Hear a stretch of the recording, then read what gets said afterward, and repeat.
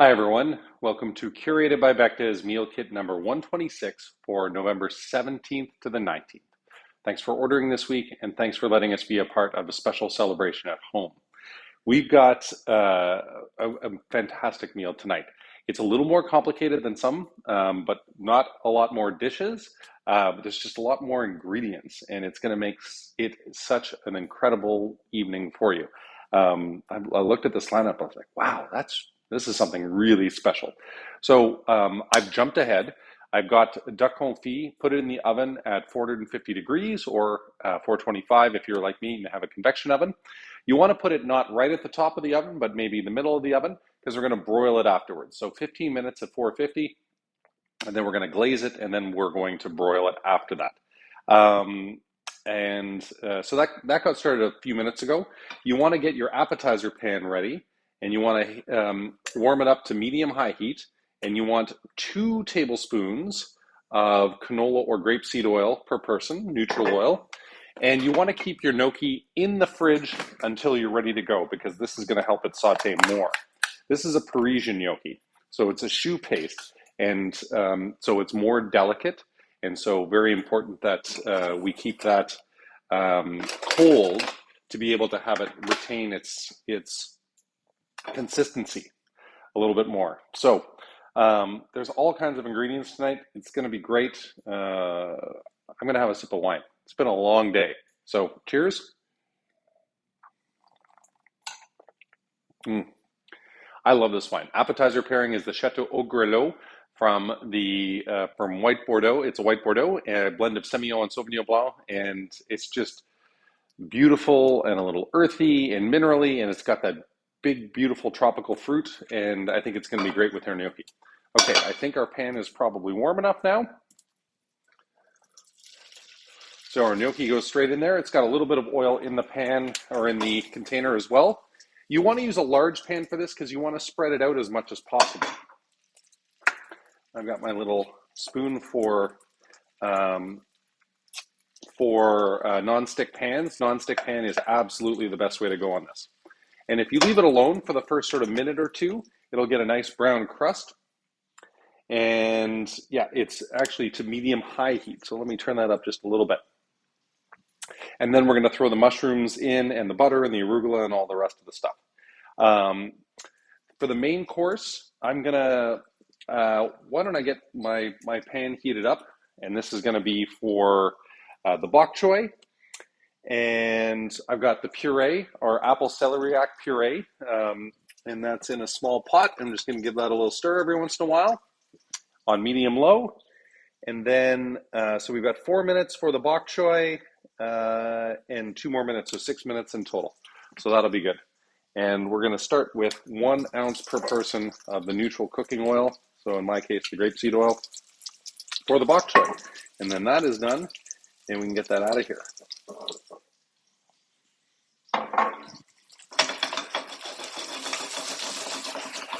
See how our gnocchi is doing. We don't want it to stick to the bottom. So you want a little bit of brown, but you don't want it to stick to the bottom. That's why the little bit extra oil is going to work wonders for you. So I might as well go ahead and plate the dessert because the dessert is pretty awesome. So we've got a chocolate bomb, a salted dark chocolate bomb with creme anglaise and espresso sablé. So I think I've got over here somewhere. There we go. A little pastry spatula, but you can use anything, even a regular knife will do, to get underneath it so that you can take it out nicely. Maybe that wasn't as nice as I could have done. So we're going to clean that up a little bit. Look at me screwing up already. So I'm going to try to cover that up with our sablé and the creme anglaise. And your chocolate bomb shouldn't be as delicate as mine because it will have rested overnight. They did mine fresh right away, but it's better if the chocolate sort of congeals a little bit. So drizzle anglaise beside and top with sablé.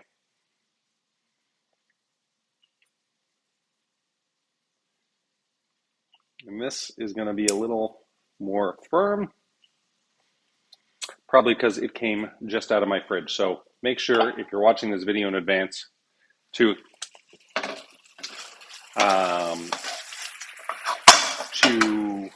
warm it up, bring it to room temperature ahead of time. Okay, so our gnocchi is ready. Now the mushrooms are going in. Beautiful oyster mushrooms from Le Copain, Christophe Marino, who is a supplier we've been dealing with now for 19 years. They're in Chelsea or Wakefield, and they've got this great little mushroom farm. Give that a nice stir. Make sure I'm getting this right. Mushrooms continue cooking for 2 minutes, and then we're going to add the unsalted butter. All right, and then the sablé, you can sort of crush it up with your hands all over top. And if you're like me and you made a little bit of a mess coming out of the package, the sablé is going to cover that up really nicely. But I am going to need some paper towel to clean up the plate. Always make sure you clean up the plate, especially for your pictures on Instagram.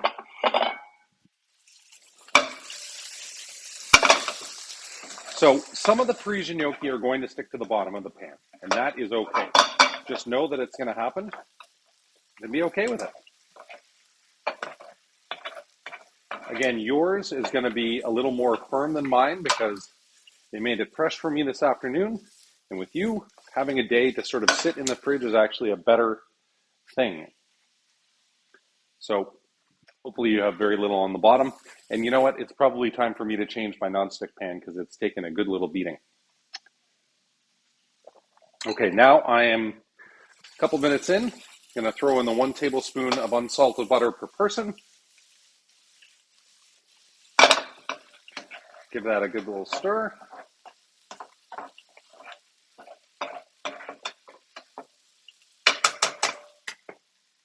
Make sure to keep stirring my puree. These are 2 of my absolute favorite dishes of the year, or 3 of them actually with dessert. And I'm pretty blown away that they're all very high cost food items. So we're definitely not making a lot of money on this week's menu, but it's something really great. And I think the chef just said, okay, we're just going to do something extra awesome this week. By the way, there is your salted caramel chocolate bomb with the chocolate crème anglaise and the sablé. By the way, for those huge regulars, and you know who you are, we are doing something different next week where we have a fundraiser. So we're shut down for the week on our regular stuff, but we are supporting the Snowsuit Fund by doing 500 meals for the Snowsuit Fund. So if you haven't ordered your package already, please do. It's $300 for dinner for 2, and it's got all special swag in there. It's got beers and wine and special items. You can find it on our website. We'll have it posted probably on Friday. The Snowsuit Fund has been selling it directly up until now, and includes delivery. And anyway, and it's each package is going to pay for 2 snowsuits for underprivileged children and youth who need it. Okay, then we're going to season with salt and pepper. We're going to remove from heat, so let me turn that off. And we're going to add our arugula. There's my cat saying hello. All right. We're going to give that a stir. And all of that niceness is going to wilt the arugula, all the butter and oil and deliciousness from the mushrooms and the gnocchi. And just keep giving that a nice stir.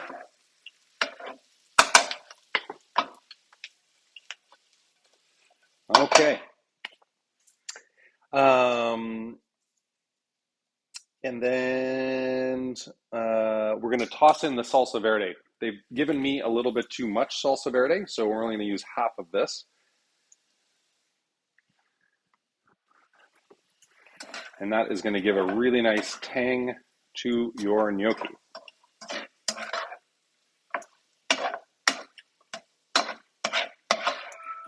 Hey Google, volume off, timer off. Okay, and we're gonna plate that up in a second, but first thing we need to do is get our duck out of the oven, which is looking awesome. And we're gonna go to broil. So you can either do this on, if you have a cast iron pan for the duck, that is absolutely the best thing to do. If you don't, then do it on a baking sheet with tin foil, because one of our guests, when we did duck confit in the past, said, turns out paper burns at 450 degrees. Parchment paper is usually a little bit higher, but we don't want anyone to catch their parchment paper on fire. So use tin foil instead of parchment paper. Hey Google, set a timer for 5 minutes. I'm going to take my own advice and put that a little bit underneath. All right. So our gnocchi.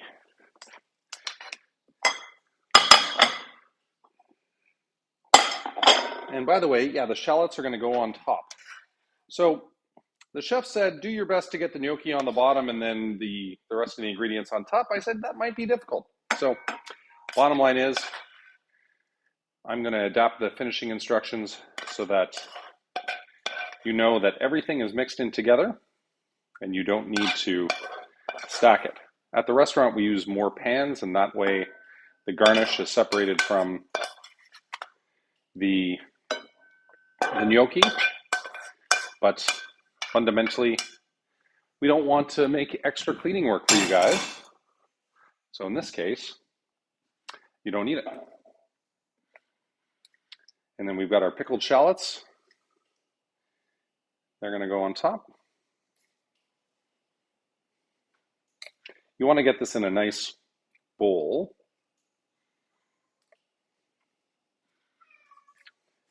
Yes, there's my cat wanting to go outside.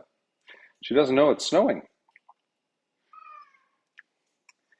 And our chev, it's going to go on top and around. You really need to crumble this with your hands. Sorry guys, you're going to have to get messy. So while I'm doing this, let me talk to you about the red wine for this week. I'm really excited about this one. It is from Nicholas Pierce. Pierce Prudhomme is the partnership between a sommelier and wine agent in Ontario, but they go around the world, kind of flying winemakers, and they do these partnerships and they do these amazing wines. So first of all, let me show you your beautiful mushroom gnocchi with the arugula, salsa verde, chev, pickled shallots. I'm very excited about that one. Okay. And actually, I'm going to pause on the red wine thing. I'm sort of all over the place because I need to get started on our bok choy. And I always like cooking on gas better. So now that my pan is preheated, I'm going to turn this off. Saute bok choy for 4 minutes. Add 1 tablespoon of unsalted butter and 1 tablespoon of water per person afterwards. So I'm going to need some tongs that are non-stick so I don't mess things up. Are they all in the dishwasher today? Look at that. They kind of are. Perfect.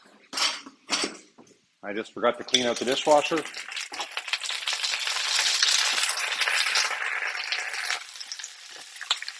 There we go. Saute that along. Now, I can talk about the red wine. So this is from Stellenbosch, South Africa, and it's a Saint-So Syrah, which is a blend of Rhone varietals. And it's terrific. We actually feature this in our wine club this month. If you don't know about our wine club, you can buy 1, 3, 6, or 12-month subscriptions, and every month get delighted with somewhere between 3 and 5 bottles. And it gets cheaper the more months you buy, and it's just terrific. I'm a huge fan of all of their wines. They do about 6 different wines from around the world. And this one is awesome. So it's spicy, a little peppery, very bright fruit. Not as high alcohol as a lot of the Stellenbosch wines from South Africa are, and I'm a big fan. And it's going to go great with the duck confit that we glazed with the molasses. Okay, I think it's time. Throw the butter in there, and as soon as that melts, I'm going to throw some water in there. Once the water is evaporated, add the chickpeas and heat through about 2 more minutes. Water has evaporated, chickpeas are going in.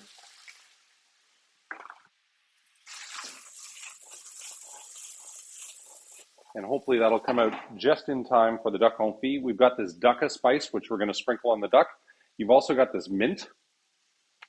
And if they're in big leaves, which in most cases they are, just give it a little rip, because you don't need a big piece of mint on your duck. You need a small piece of mint on your duck. Listen, I really want to thank you guys for all of your amazing support. I want to welcome the new people. Hey, Google, off. To Curated. And I want to tell you about the awesome gift cards that we've got going on for the Christmas season.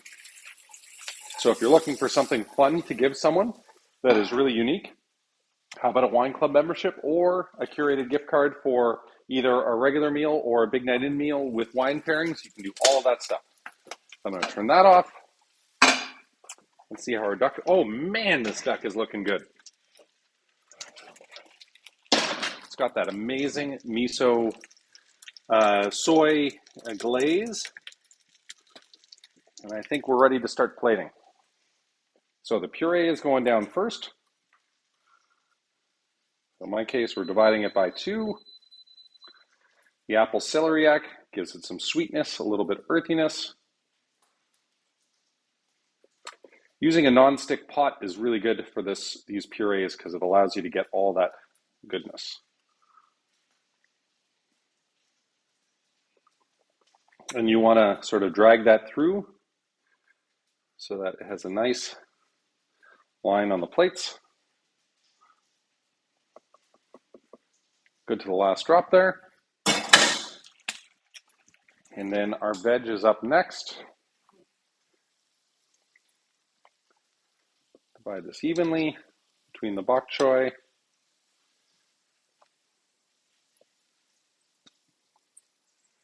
and the chickpeas.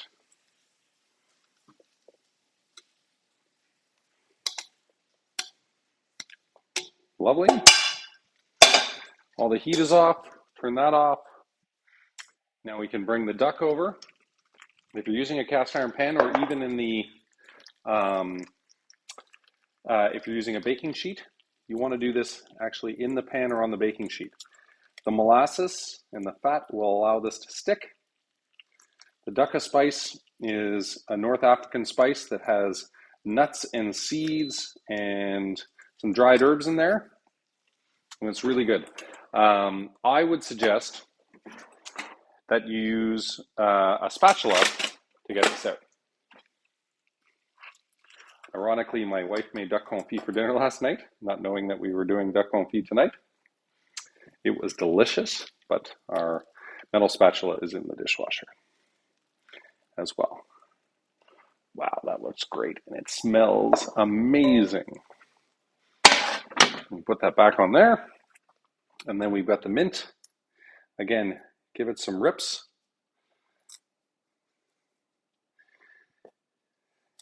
And I feel like I've missed something in terms of seasoning.